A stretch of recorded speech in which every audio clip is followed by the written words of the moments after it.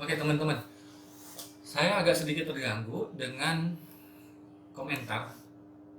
Komentar ini tidak banyak, sedikit sekali, paling cuma satu dua orang yang komentar miring terhadap saya, dan memang mengganggu karena tidak sesuai dengan fakta yang ada. Komentarnya itu yaitu terkait, ada yang saya akan coba cari komentarnya, mudah-mudahan masih ada atau sempat saya screenshot, saya munculkan. Jadi seolah-olah saya ini seorang pengangguran yang sengaja mencari uang dari YouTube melalui kesalahan-kesalahan polisi, katanya seperti itu. Jadi yang disebutkan di situ juga terkait mobilnya dari hasil YouTube, katanya seperti itu ya. Nanti ini saya tahu itu haters ya. Saya yakin banyak subscriber saya yang tidak pernah mempermasalahkan tersebut, walaupun itu tidak benar. Saya akan menunjukkan buktinya, dan ini sekaligus mengkonfirmasi karena saya tahu juga banyak subscriber saya juga yang tidak tahu dan mungkin berpikir bahwa saya ini tidak ada pekerjaan, sehingga banyak sekali yang meminta saya ke sini, bang, ke Bogor dong, ke Manado dong, ke Makassar dong. Di sini juga banyak nih pungli gitu ya. Saya disuruh ke sana kemari, hampir seluruh Indonesia. Jadi di handphone saya yang disita itu banyak sekali kontak-kontak teman-teman dari hampir seluruh daerah yang pernah saya simpan, yang tujuannya nanti ke depan mungkin saya akan ajak bergabung jika organisasi terkait anti pungli ini nanti berhasil kita bentuk. Tapi sayangnya handphonenya saya disita, jadi saya kehilangan seluruh kontak. Nah, terkait status saya bahwa saya bukan pengangguran, sudah pernah saya upload videonya ketika saya masih berdomisili di Palembang, ketika saya masih dinas di Palembang, dan sekitar bulan Oktober 2000 sebentar, ini sudah hampir kehabisan baterai teman-teman.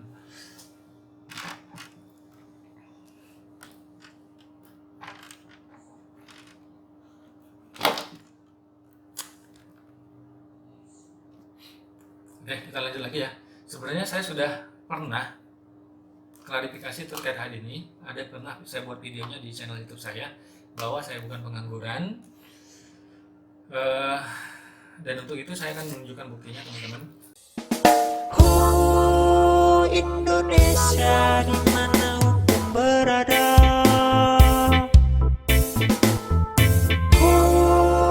Indonesia sedang darurat hukum keadilan. Karena saya sekarang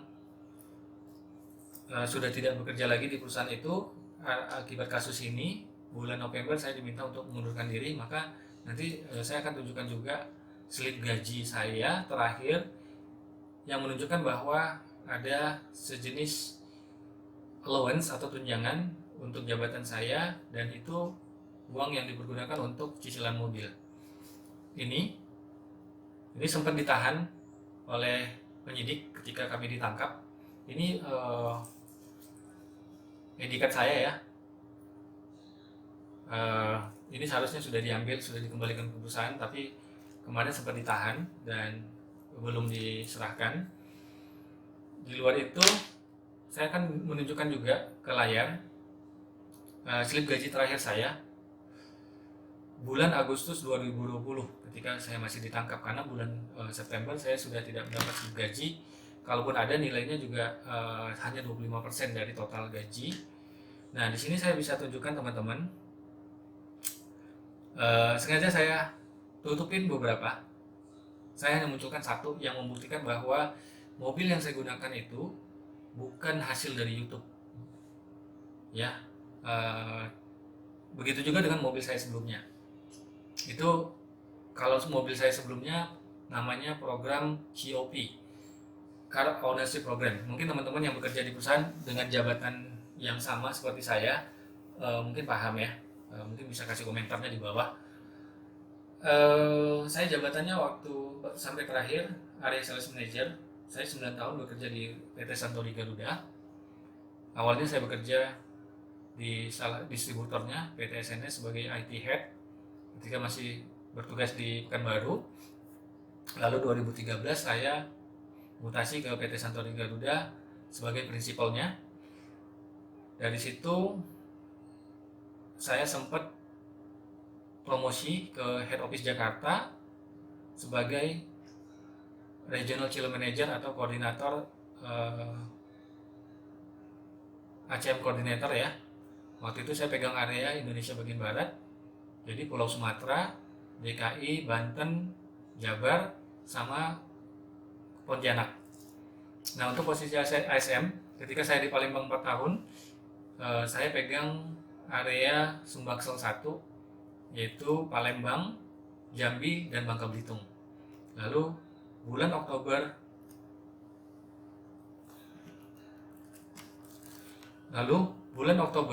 2019, masa penugasan saya di satu daerah di Palembang itu berakhir karena maksimal 4 tahun.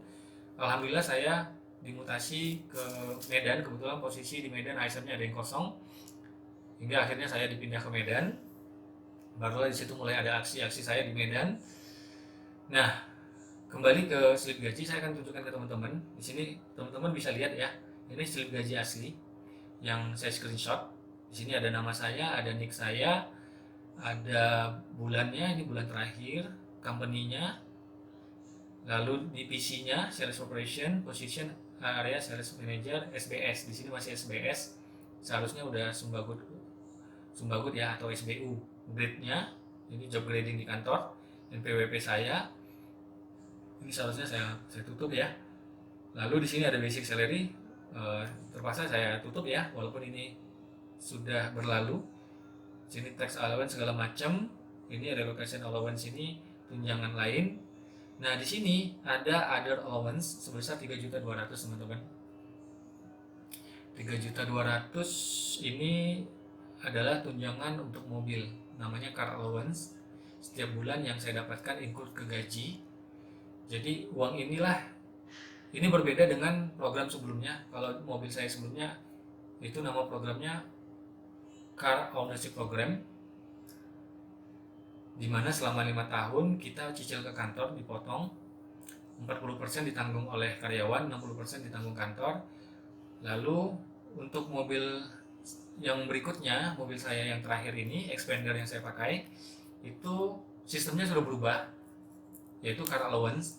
Jadi setiap bulan untuk jabatan tertentu, khusus untuk jabatan saya dikasih 3.200.000 setiap bulannya. Uang inilah yang saya pergunakan untuk cicilan mobil ya. Begitu juga dengan rekan-rekan ASM lainnya ya. Untuk setiap jabatan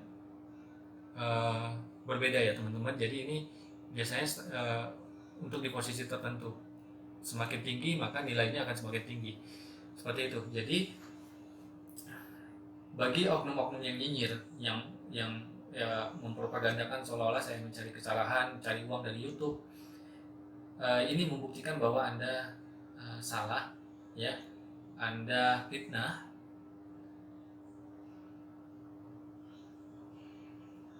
Ya, ini buktinya.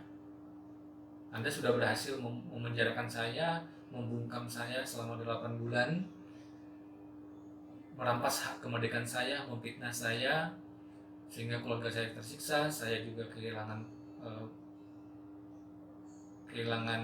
kemerdekaan, kehilangan kesempatan saya bersama anak saya, istri saya, dan keluarga saya selama 8 bulan. Saya juga kehilangan pekerjaan karena kasus ini. Saya sudah 9 tahun berkarir di sana. Ini membuktikan bahwa Anda tidak benar, ini Anda salah, Anda fitnah.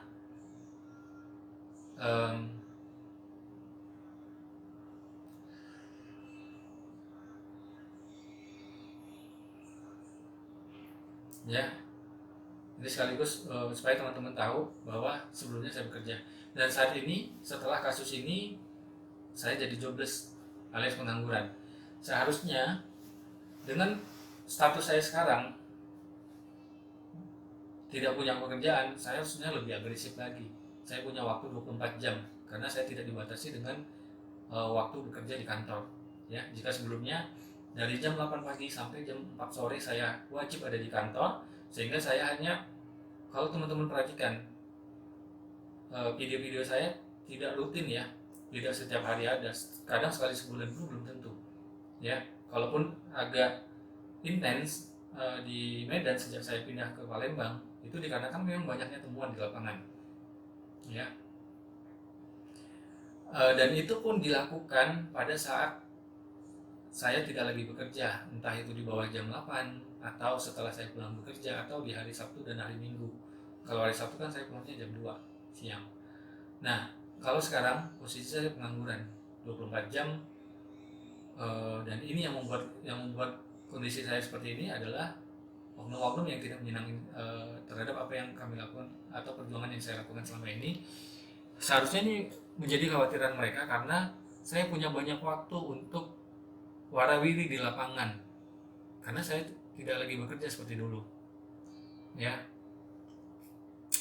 mudah-mudahan dalam waktu dekat saya bisa mendapatkan pekerjaan kembali agar bisa menafkahi keluarga saya dan tidak seperti yang dituduhkan oleh oknum.